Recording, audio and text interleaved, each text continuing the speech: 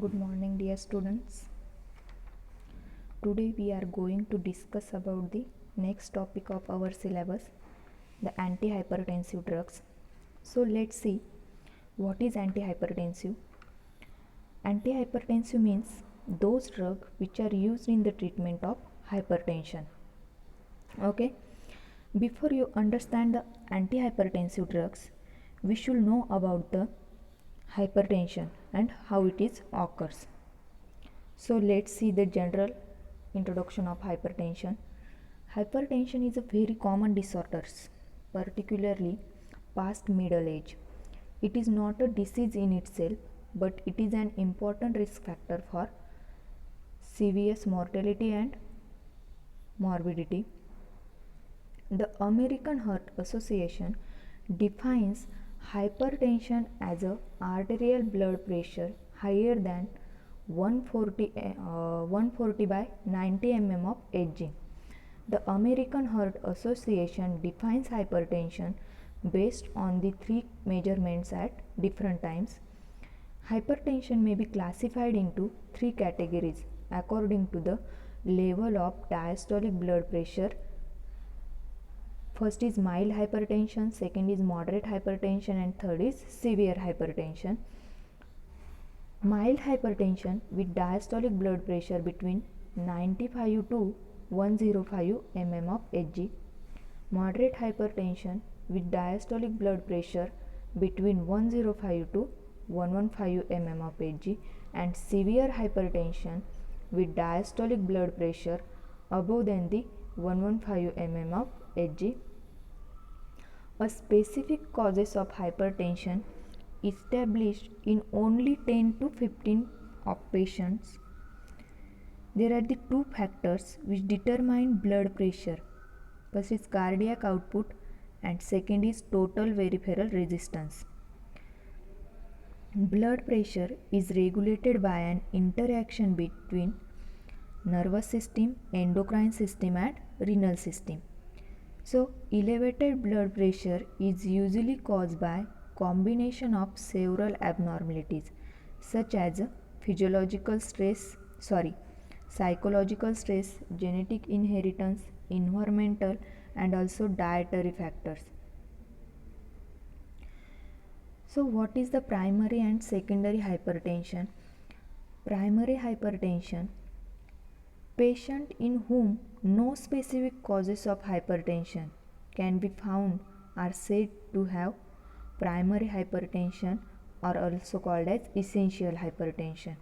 And secondary hypertension arises as consequence of some other conditions such as atherosclerosis, renal disease, endocrine disease and other. That means a secondary hypertension means the other diseases are responsible to occur secondary hypertension. The central issue of antihypertensive therapy is to lower arterial blood pressure and irrespective of these causes. So here is the definition of hypertension and antihypertensive agent. Hypertension is defined as either a sustained systolic blood pressure of greater than 140 mm of Hg or either sustained diastolic blood pressure of greater than 90 mm of Hg. That means hypertension means what? Hypertension means increased blood pressure. Definition of antihypertensive agent: an agent that reduces high blood pressure is called as antihypertensive. Here is the classification of hypertension on the basis of blood pressure. This classification from the Joint National Committee on Prevention, Detection, Evaluation and Treatment of High Blood Pressure. This classification is also called as JNC classification. When blood pressure is greater than 120 by 80 mm of Hg, this is called as normal condition, normal category of blood pressure. Then when blood pressure is greater than, that means systolic and diastolic pressure is greater than 120, that means 135 by 89 mm of Hg, this is called prehypertension. When blood pressure is above than 140 or about 140 by 90 mm of Hg, systolic and diastolic pressure is called as hypertension. And when systolic and diastolic pressure is greater than 159, is greater than 140 mm of Hg, that means 159 by 90 mm of Hg, this is called stage first hypertension. And when systolic and diastolic pressure is greater than 160 or about 160 by 100 mm of Hg, this is called stage second hypertension. There is a normal regulation of blood pressure. According to the hydraulic equation, arterial blood pressure is directly proportional to the product of blood flow, that means cardiac output, and the resistance to passage of blood through precapillary arterioles, that means peripheral vascular resistance. The equation is blood pressure BP is equal to CO into PVR, that means blood pressure is equal to cardiac output by peripheral vascular resistance. In that slide, blood pressure is maintained by various factors: moment to moment regulation of cardiac output and peripheral vascular resistance exerted at three anatomic sites. First is arterioles, second is postcapillary venules, and third is heart. Then kidney and baroreflexes are also blood pressure is are also maintain the blood pressure. Then local release of vasoactive substances also maintained by the blood pressure. Then do you know what are the main reasons behind the hypertension? The pathogenesis of hypertension, there are the two major factors. One is the overactivation of RAS, that means overactivation of renin-angiotensin-aldosterone system, and another one is overactivation of sympathetic system. So let us start with the first, renin-angiotensin-aldosterone system.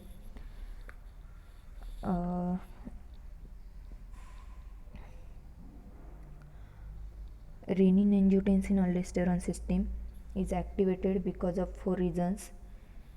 First is decreasing blood pressure, second is decreasing blood volume, third is decreasing blood supply to the kidney, and fourth is decrease in sodium content in blood, that is called as hyponatremia. So any of these four reasons can stimulate the kidney to release the renin. In this diagram, in this diagram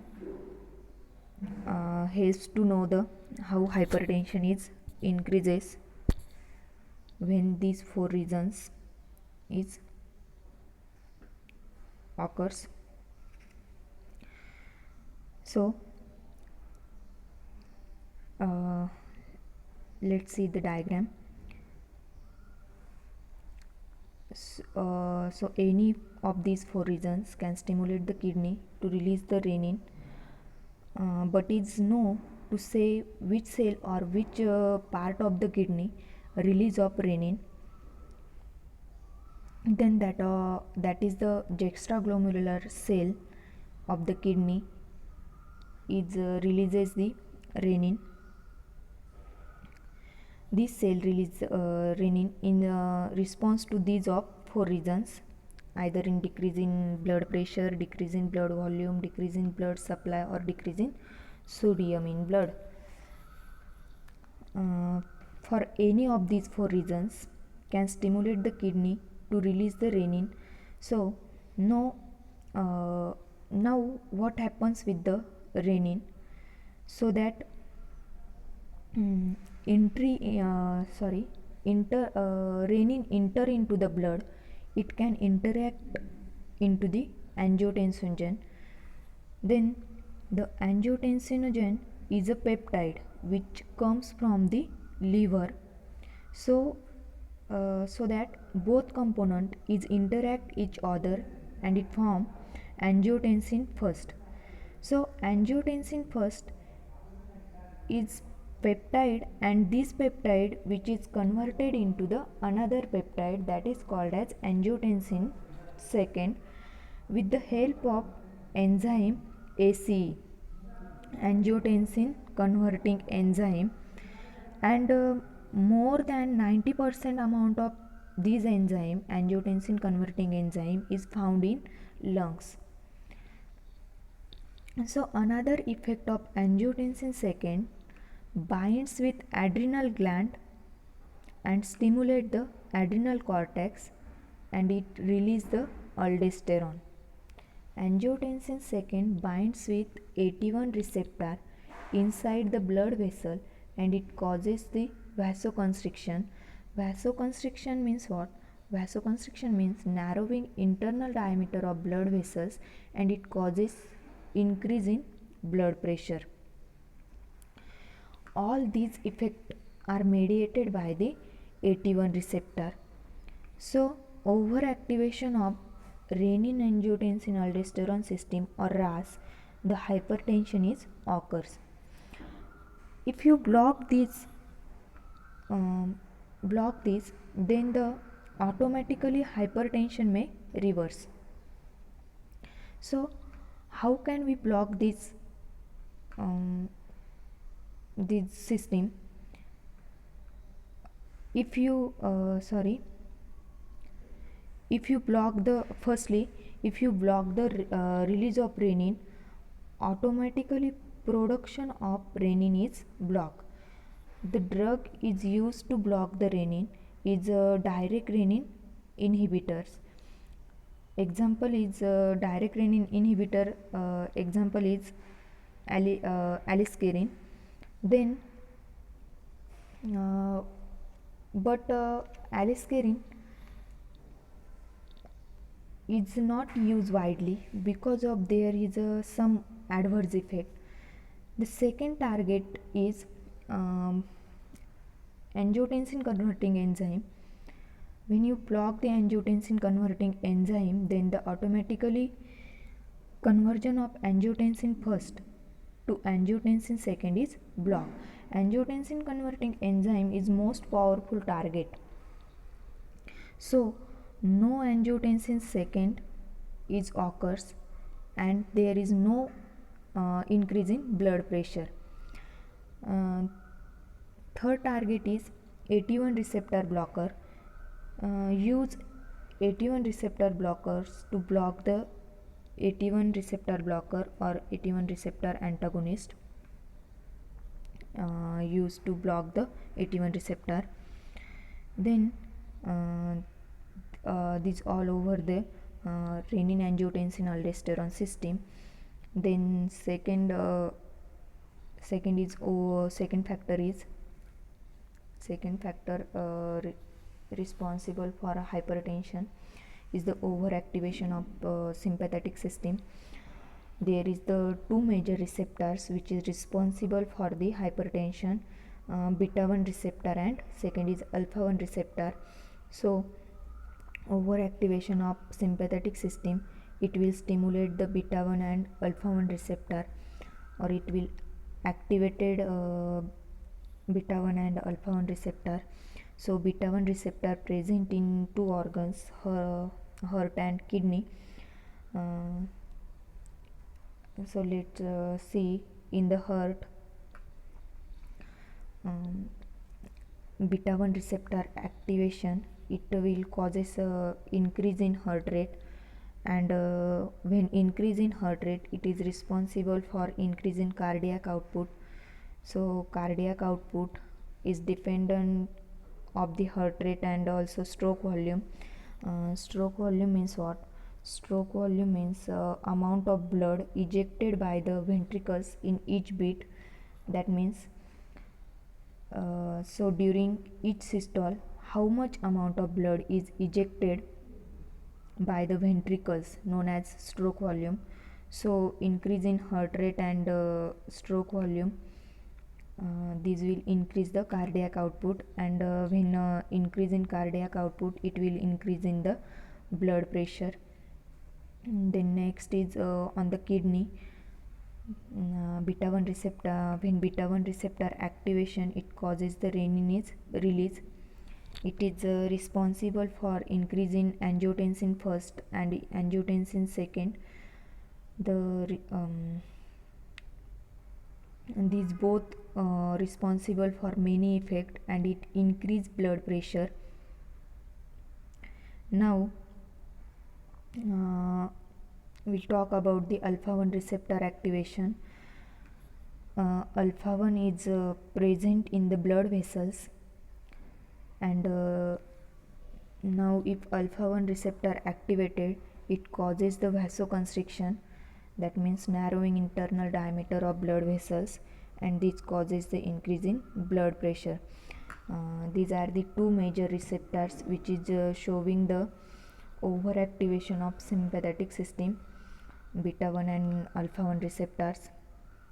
When if we block the beta 1 automatically, if we block the beta 1, then automatically blood pressure is reduced, and we block the alpha 1, then automatically blood pressure is also reduced.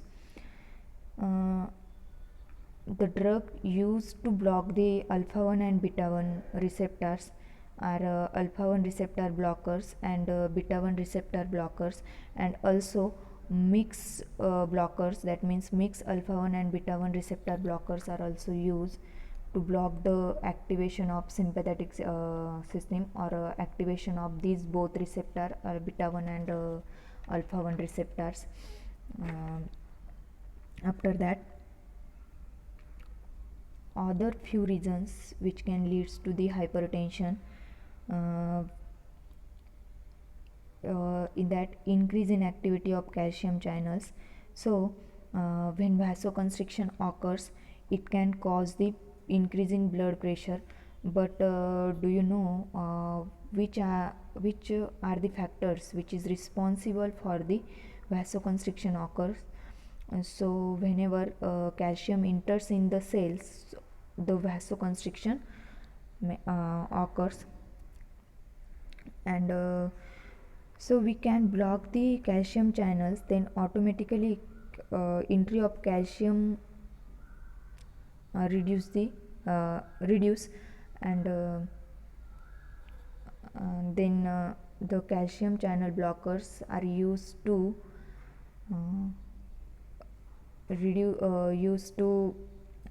block the entry of calcium. And there is the in this diagram there is the calcium channel blockers which inhibit the activity of calcium channel. Then the also vasodilators are used to inhibit the vasoconstriction, and it may it may reduces the blood pressure. Then another reason is also responsible for increasing blood volume. So aldosterone acts on the kidney, and so more amount of sodium and water reabsorption takes place. It increase the blood volume, and which is responsible for increasing the blood pressure. So if we block the sodium and water reabsorption, so reduces the blood volume. The diuretics are used to inhibit the sodium and water reabsorption, then automatically reduce the blood volume. Okay, next part of this chapter will be continue in next lecture. Thank you.